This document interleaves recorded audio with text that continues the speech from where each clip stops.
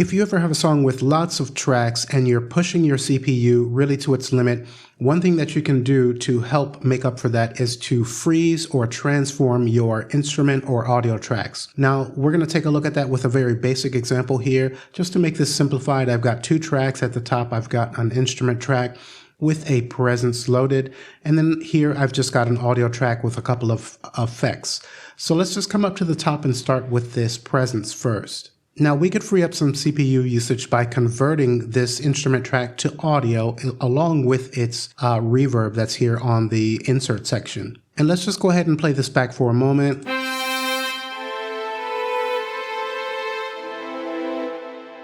So you can hear that we have some reverb trailing off here. Let's go ahead and stop playback. Now if we'd like to freeze this track to audio, we can right click on its track header, and then towards the center you can see that we have freeze to audio track. Now we also have this button here which is a recent addition. So if you're not seeing this button, you can right click in the track header here. At the very bottom we have customize, and then you can see we're taken to track controls, and then down at the bottom here we have freeze. So just be sure that this box is checked and you'll then have the freeze button here. So now let's go ahead and click on this and convert this MIDI to audio. And we have this floating window that pops up, and then we have a few options. So at the very top, we can choose to render the inserts. We do have a spark verb. This is a third-party reverb on our presence. So I'd like to go ahead and render that. So I'll check that box. If you leave this unchecked, then the inserts, whatever you have here, whether it's EQ, delay, reverb, are going to be left so that you can work with those in real time. Okay, the next option that we have is preserve instrument track state. So if I'd like to come back to the instrument and work with the MIDI notes again, we'll definitely want to be sure that we leave this checked. So I'm going to leave that checked, and the next thing we have is remove instrument. So let's cancel out of here, come to the mix console. Now we can see in the instrument rack, here is our presence. This is the only instrument in our project right now, and it is tied to this instrument track. Now let's click on the freeze button again. So I'm going to choose to remove that instrument.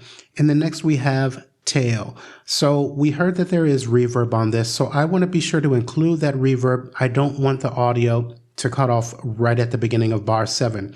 So let's go ahead, and I'm just going to set this tail to 3 seconds. If I check this box, then we can set an auto tail and a maximum length for it. But I'm going to deselect and just leave that on 3 seconds. Let's again come up to the top, click on Render Inserts, and I'm going to click on OK. And you can see that that's a really quick process. We now have audio, and our instrument track has been converted to an audio track. We can then play back. And we can hear that that reverb has been included, and then Studio Pro has automatically added a fade out for that. And this is set to that 3-second length that we had chose. Now, what if we've continued to work on our song and we realize that we want to make some changes to the chords or melodies within a frozen track? Well, what we can do is right click on that track, and then you can see it once again in the center. We have unfreeze to instrument track, but we can also come to our freeze button, which is now blue. You can see down below, we haven't done anything to the second track, so it's just the same color, but now I can click on this. And instantly we're taken back to our MIDI. I can double click and edit those notes. And if you take note, in our inspector, our spark verb has returned. We can click once on it and make adjustments to its parameters. So this is just an incredibly useful feature. Now let's finish up with taking a look at the second track. And on this, we just have a drum loop. And so this is just different in that we're working with an audio track, and we have 2 effects within the inserts. Now, effects can take up a lot of processing power, especially if you're using analog emulated plugins that are generating harmonics and doing other fancy things to your audio.